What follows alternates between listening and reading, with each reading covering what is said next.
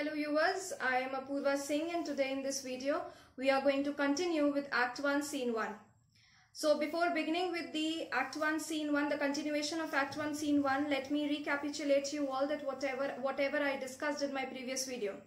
So in my previous video I already told you all about the conversation between Antonio, Selenio and Celrino, and towards the end we have come to know that Bassanio had now come along with Lorenzo to meet Antonio.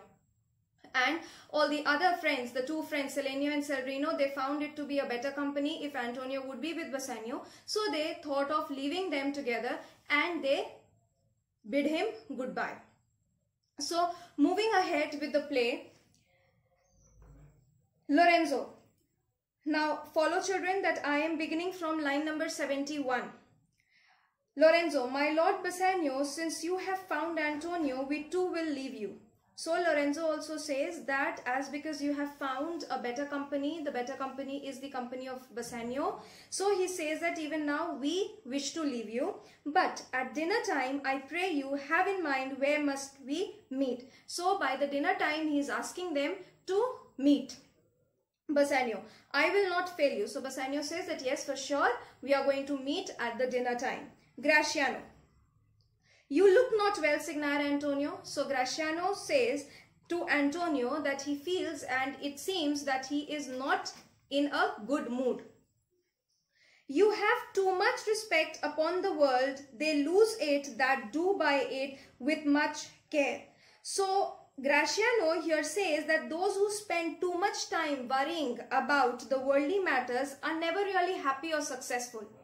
Right? And then he says that your appearance has changed so much because you are so much concerned about the worldly things. That is why your appearance and your temperament has changed and you are so melancholic in your mood. Believe me, you are marvelously changed. So he says that, believe me, sir, your mood and your temperament has marvelously changed. Changed why? Because he is taking more care of the worldly things. Antonio. I hold the world but as the world, Gratiano. So Antonio has to say that I think about the world as the world is. That means he means to say that he is not taking too much care of world. He is thinking absolutely the world to be as the world is. There is nothing extra which is going on in his mind. A stage where every man must play a part and mine a sad one. So Antonio highlights the concept of Shakespeare, wherein Shakespeare says that this world is a stage and every character has their own parts to play in the world stage. So that is what he here means to say, that this world is a stage and every character has its own part to play, and he says that I think that my part is of the sad character. Now, if you look at the right hand side of your book, you will see that Shakespeare, it is written there that Shakespeare wishes to create a sense of forbidding on the principle that coming events cast their shadows before. So what was the coming event? The coming event was the climax of the play.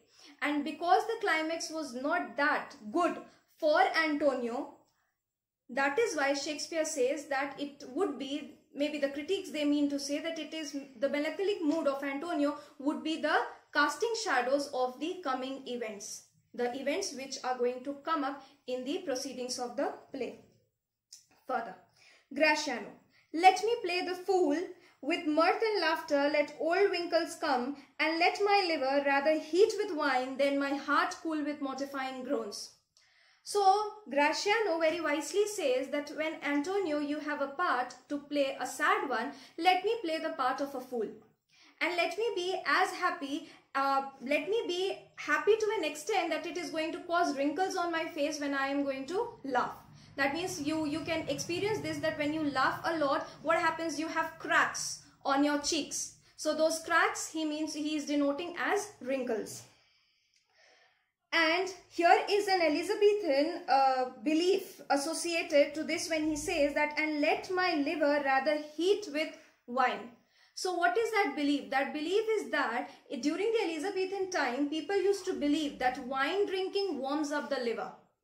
Right? They believed that there were 4 basic types of characters. And what were they? The first one was choleric, that is the angry personality of human beings. The other was the melancholic, that means the sad, as Antonio was.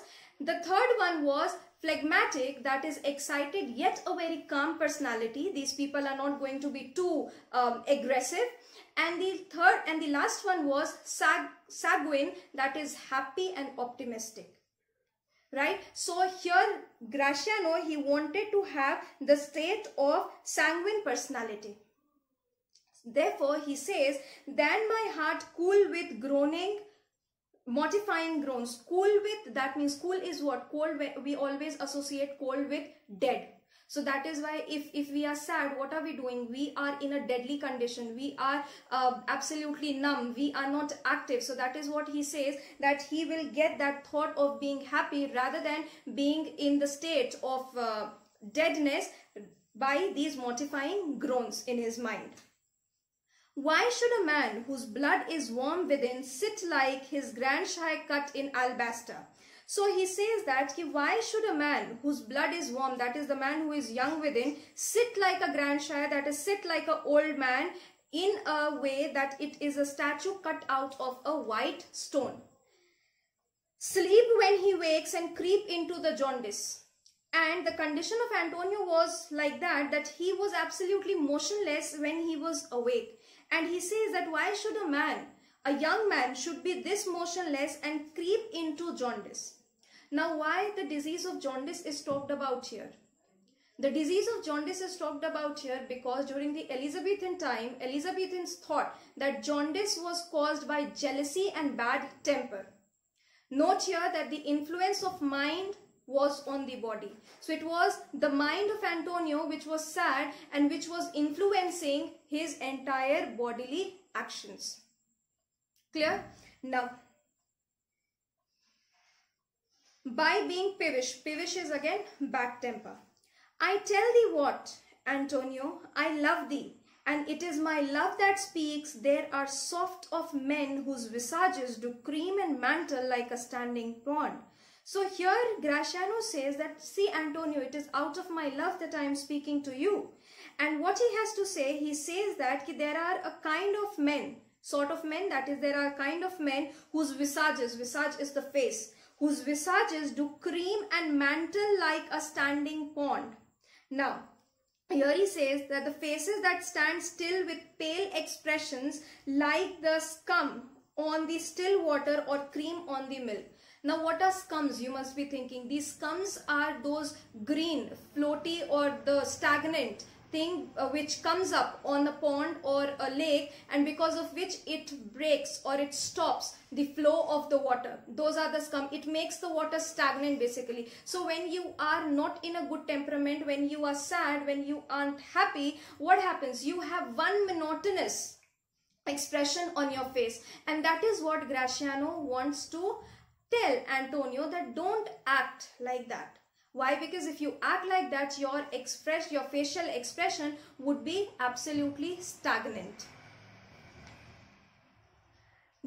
And do a willful stillness entertain. And because you are sad, what will happen? It will have a stillness on your face. You will not be happy and you won't be able to express things to the other people around you.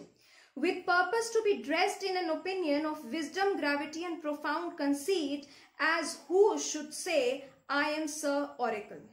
So here he again takes an example and he says that it is not necessary to make people understand that you are witty, you are you have wisdom in you and you have gravity in what you speak. For that purpose, you don't have to be quiet.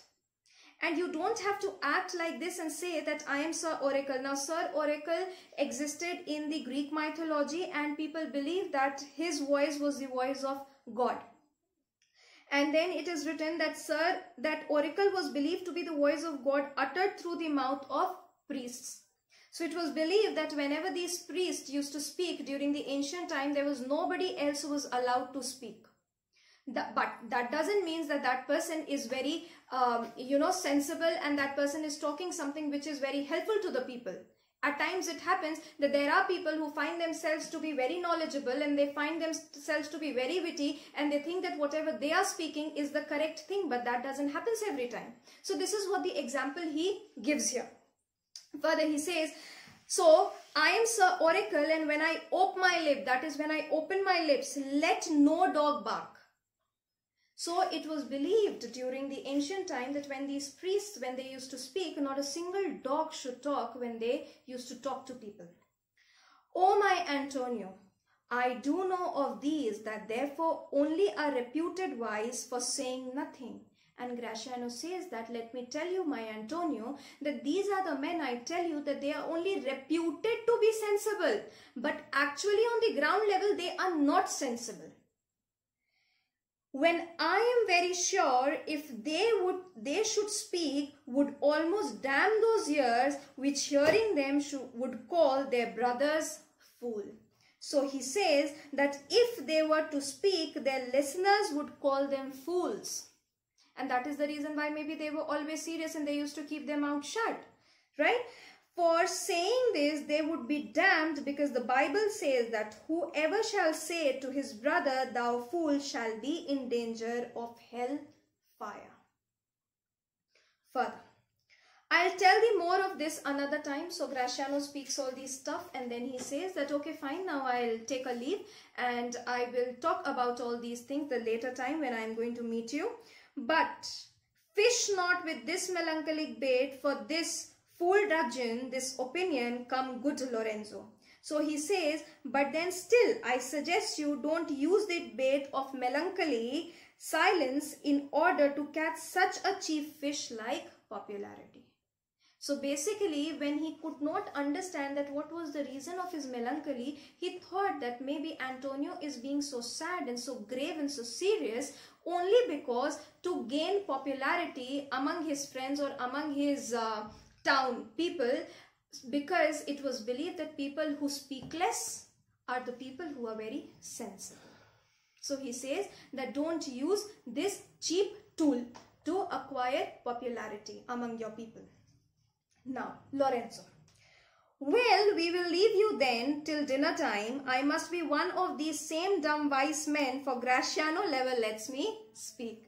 So you will always have this kind of friend in your group, wherein that particular friend will always speak and go on speaking, and the other friends, they don't get a chance to speak. So that is what Lorenzo says in a very humorous way, that I'll again be this dumb wise fellow and I am not going to speak. Why? Because this Gratiano, he never lets me speak. So we are going to meet in the dinner time, but I am sure that it is only Gratiano who is going to speak and I'll be just a listener. Gratiano. Well, keep me company but 2 years more. Thou shalt not know the sound of thine own tongue. So Gratiano replies to him that if you keep me in your company for another 2 years, I assure you that you yourself will not be able to recognize your tongue. That means he is going to keep quiet. He is not going to let him speak for any reason, and that is the reason why Lorenzo is going to forget his own voice. Now, Antonio. Farewell. I'll grow a talker for their gear. So he says that yes, farewell, we are going to meet in the dinner time and I'll become a talker for this occasion. Gratiano. Thanks, I faith, for silence is only commendable in a neat tongue dried. So he says that thanks indeed, for the silence is only praise in a dried ox tongue. Exeunt Gratiano and Lorenzo. So both of them, they go, and now we will see the conversation between these two best friends, Antonio and Bassanio. And by this explanation of the conversation which we are going to move ahead with, we will come to know that what is the plot and how did Bassanio go to Belmont and what were the ways he had to seek to move to Belmont to woo Portia. Antonio. Is that anything now? So he says that is there any sense now in that remark which Gratiano had already made on him. Bassanio. Gratiano speaks an infinite deal of nothing more than any man in all Venice. So Bassanio says that Gratiano speaks absolutely nonsense, and whatever he speaks is absolutely a fool's stuff. And there is no other man in Venice who can speak to this level, nonsense to this level to which Gratiano speaks. His reasons are as 2 grains of wheat hid into bushels of chaff. So he says that his speech has a very little sense hidden in the heap of nonsense. So he says that he speaks sense, but it is too little. You shall seek all day before you find them, and when you have them, they are not worth the search. So whatever he speaks it in a way that it is going to take the entire 24 hours from you to understand that what did he speak. And once you understand the crux of it, you will find it to be absolutely useless, worthless. Antonio. Well, tell me now, what lady is the same to whom you swore a secret pilgrimage that you today promised to tell me of? So Antonio says, so now tell me, is it the same lady about whom you had told me the other day that you are going to come and discuss about your visitings to that lady? Are you going to tell me the same thing today? Bassanio. It's not unknown to you, Antonio, how much I have disabled mine estate by something showing a more swelling point than thy faint means would grant continuance. So Bassanio says that you are not unknown to my estate. So now it is his estate or his state, the same thing. Estate would be the ventures and the business and his all the property, and state is his pauperized state presently. Pauperized means the poor condition in which he is presently. So how much I have disabled my own estate. So he himself knows that because of his nature of being spendthrift, he had already disorganized his estate by something showing a more swelling port. So he knows that it is because of his show off and because of his grand style of living, it is his condition today. This is his condition today. By my faint, that is limited means, would grant continuance, that is going to permit him to keep up. So the present condition is very deplorative to him. Nor do I now make moans to be abridged for such a noble rate. So he says that nor am I in a condition to give up for a lordly living presently. Why? Because now he is accustomed to it. So he is unable to give up his lordly livings, his rich livings. But my chief care is to come fairly off from the great depth wherein my time, something too prodigal, hath left me gagged. So he says, but then presently my chief motive is to come out of the depths in which I am because of my prodigal living. Prodigal is extravagant or lavish living. And he says that I want to come out of it, out of all the depths which I am in presently. To you, Antonio, I owe the most in money and in love. So he says that to you I owe the most, may it be money or may it be love and affection. And from your love I have the warranty, and because you love me so much and you have such a strong affection for me, it gives me the right, it gives me the privilege to unburden, that is to unfold all my plots and purposes, all my plannings and plottings, how to get clear of all the debts I owe.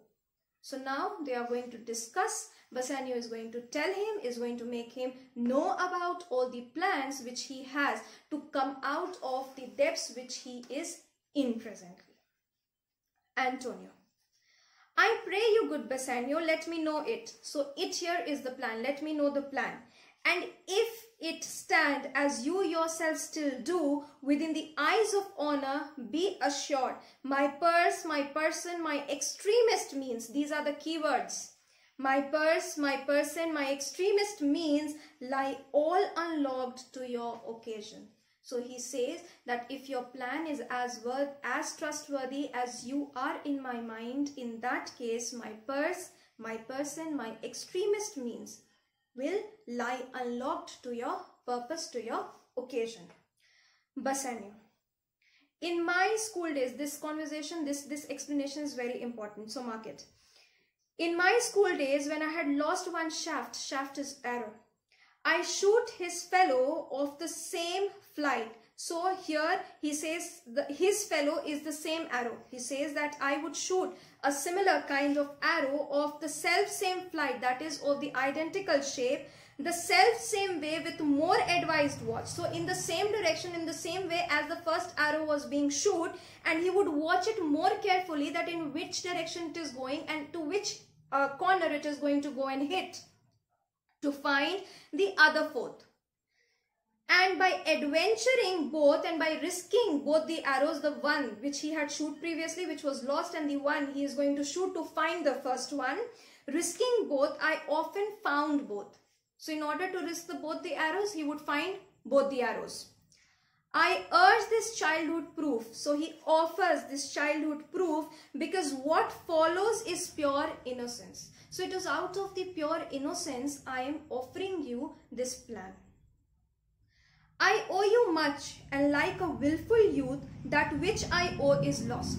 So he says that I owe you a lot of money, and like a very truthful fellow, like a very truthful youth, I am telling you that I have lost all the money which I owe to you, which I had got from you, which you had lent me.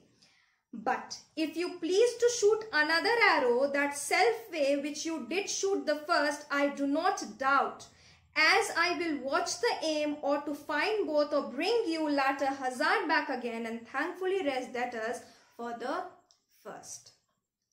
So he's basically telling Antonio in these lines that if you trust me in the same way, and in your trust, on the basis of your trust, if you lend me the money with that trust and with that mutual consent to me, this time I'll be more careful in spending the money, and I assure you that I am going to give you the money which you are going to lend me presently. I'm going to return you back, and I'll also be your debtor for the first amount, the previous amount which you had given to me, and I assure you that I am going to give you both your amounts, the previous amount and the present amount which I am asking from you. But you need to be very careful, and you need to be this trustful towards me, and you need to abide by the innocence which I am telling you.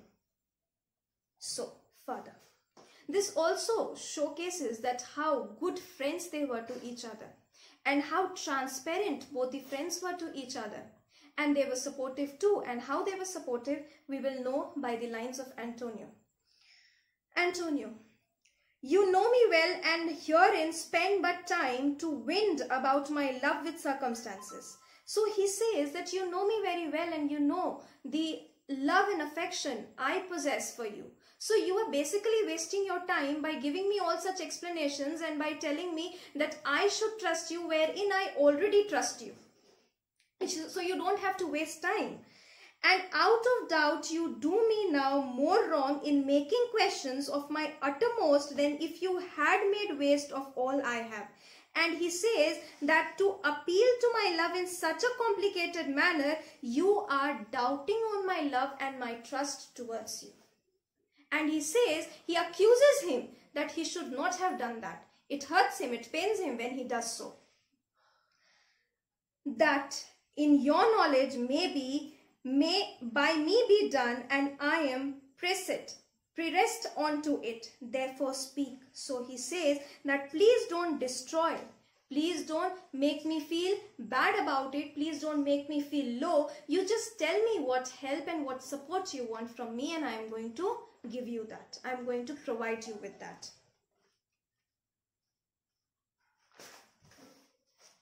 Bassanio. Now he comes to the point. In Belmont is a lady richly left, and she is fair and fairer than that word of wondrous virtue. So see the kind of praisings Bassanio has for Portia. The name is not yet being disclosed, but he is talking about Portia, we all know. So he says that in Belmont there is a rich lady, and she is fair than the word fair is. She is fairer than the word fair itself. And she has all the virtues, she has all the good characters also. Sometimes from her eyes, I did receive fair speechless messages. So they had never had any conversation. By this line we come to know that they never had any conversation, but Bassanio sensed that through her eyes she had sometimes sent her speechless messages Her name is Portia, nothing undervalued to Cato's daughter Brutus Portia. So, in Julius Caesar, we come across the character of Brutus and the name of her daughter and Cato's daughter, and the name of the daughter was Brutus. So, Kate, I'm so sorry, I made a mistake. I said that to Cato's daughter Brutus Portia. Brutus was husband of Portia and Portia was Cato's daughter. I'm very sorry. So see here it is written, daughter of Cato and wife of Brutus. It is there in the play Julius Caesar, written by Shakespeare. A brave Roman general, Brutus was a brave Roman general, the leader of conspiracy against Julius Caesar. So there also the wife of Brutus was characterized to be very beautiful and very intelligent, and she was brave and far-sighted at the same time. Now, nor is the wide world ignorant of her worth. So the all corners or the four corners of the world is well aware of her worth. For the four winds blow from every coast renowned suitors, and her sunny locks hang on her temple like golden fleece. Wow, such a beautiful line. Here he says that in all the four directions the wind blows, and from all these four directions the suitors come to woo Portia and to win her hand. And then he says that it is the sunny locks, that is the golden locks, hang on her temple like golden fleece. So the whole body, the whole structure of Portia he is denoting to be temple-like. Again, the reference of this golden fleece is given. It says in the Greek mythology that fleece refers to the crop of wool of a sheep or a ram, a famous hero called Jason. So all the suitors here are compared to Jason, right? With his companions, the Argonauts went on a dangerous voyage to Colchis on the east coast of Black Sea in search of the golden fleece, which was fastened to an oak. Oak is a tree, by the local ruler, and the fleece was guarded by a dragon. Jason obtained it with the help of his wife Medea. So whosoever is going to win the hand of Portia will be the Jason. Now, and many Jasons come in quest of her. So all these Jasons are the suitors, and they come in quest of Portia. Oh my Antonio, had I but the means to hold a rival place with one of them, I have a mind presages me much theft, that I should questionless be fortunate. So he says that if I had the fortune, even I would like to try my luck and go and try and win the hand of Portia, and I feel that unquestionably I'll be fortunate in doing so. Antonio, thou knowest that all my fortunes are at sea. So very transparently he says that you know that all my ventures, all my monies are invested in the sea. Neither I have money nor commodity to raise a present sum. So he does not have any ready money presently with him so that he can raise some amount of money to help his friend. Therefore go forth, try what my credit can in Venice do. So he says that in this case you can go ahead in Venice and you can try to raise fund for yourself on my name. That shall be racked even to the undermost to furnish thee to Belmont to Portia. And you can raise the amount of money, as much as money, you can stretch that amount as much as you want so that it would help you in the voyage to Belmont. Go presently, inquire, and so will I, where money is, and I no question make to have it of my trust or for my sake. So he says that I have no doubt that you will be able to borrow money either because of my business credit or on account of my personal friendship. So he says that go ahead and directly invest your time in finding who can lend you money on my name and go and serve your purpose. So that's all. We end with Act 1, Scene 1. If you have any doubts or if you come across any point where you could not understand what I talked about, please write it down in the comment section and I'm going to clear your doubts for sure. And if you like my video, please give it a thumbs up and like, share and subscribe. Thank you very much.